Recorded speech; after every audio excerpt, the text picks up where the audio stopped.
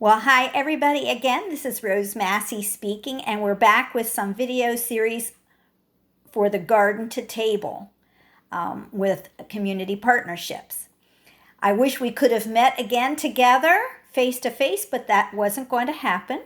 So we're doing 3 videos this time on herbs. And while I'm speaking, if you could grab a piece of paper and a pencil very quickly, you'll have them with you. We're going to have a 3-part video. This is the first of the 3 parts, and it's going to be about identifying herbs, common herbs that we might have in our area. Actually, it's 10 herbs that I grow in my area, in my garden, and I thought it would be fun to see if you can identify what the herb is. So I have 10 here on the table, and this is just kind of like a little variety that I'll use later for something else. But I'm going to see if you can tell us what these herbs are. So we're going to go over here to number 1, if you'll put number 1 on your piece of paper. And the herb in the jar for number 1 looks like this. Yeah. It's a pretty herb. It's very aromatic. I can smell it while I'm right here. If you want to see if you know what that is. We're going to go ahead then over here to number 2. And number 2 is kind of a spiked herb. See if you can guess what that one is. And then we'll go to number 3. Number 3 is a low-growing herb. It's got a small leaf. I use it a lot. Okay. And then we go to number 4, right here. And it's a taller herb, grows a little bit taller, quite a bit taller actually. But it has somewhat of a small leaf, although early in the spring its leaves are larger. And I use this a lot in my cooking.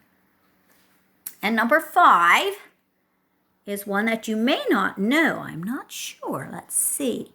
It is a small, low-growing herb also, related to this one. Number 4. Okay, that's number 5. And number 6, I think you'll all guess number 6. This is number 6. Number 6, it starts out looking like this. It goes to this, and then it finally gets to this stage.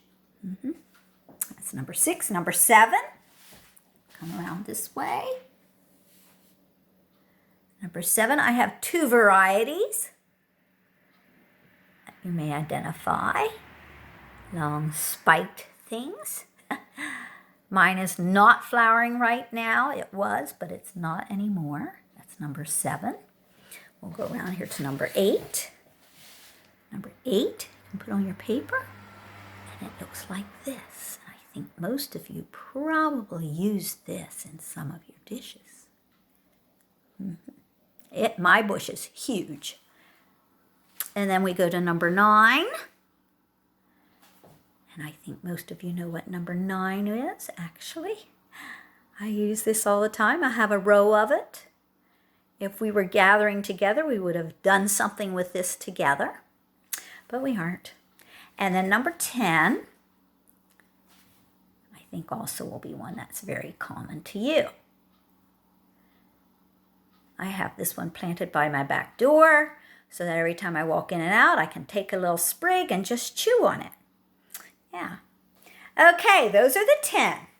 So you wrote down your answers. So now we'll go back over with number 1. And it is mint. And this happens to be the red stem peppermint. It's got the red stem to it. And I just love peppermint. It's very, very good in a tea. I don't use it as much in cooking. Some people do. And then over here for number 2 was rosemary. I use rosemary a lot.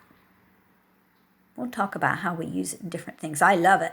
I use rosemary probably most in potato dishes, in some chicken and fish dishes. It's really good. And number 3, this low growing, is thyme. And there's 2 types, lemon thyme and just your regular thyme. I use thyme a lot in chicken dishes. I use it in fish too. I love it in soups, especially my vegetable soups. And number 4, I told you number 4 and number 5 are related. And number 4 is your regular oregano. There's a lot of different varieties, but this is just your common oregano. And like I said, it has a much larger leaf in the spring. I use this with my beef dishes. I just think you can't have beef without oregano in it. But it is great in all pasta dishes, a lot of Italian dishes, just excellent.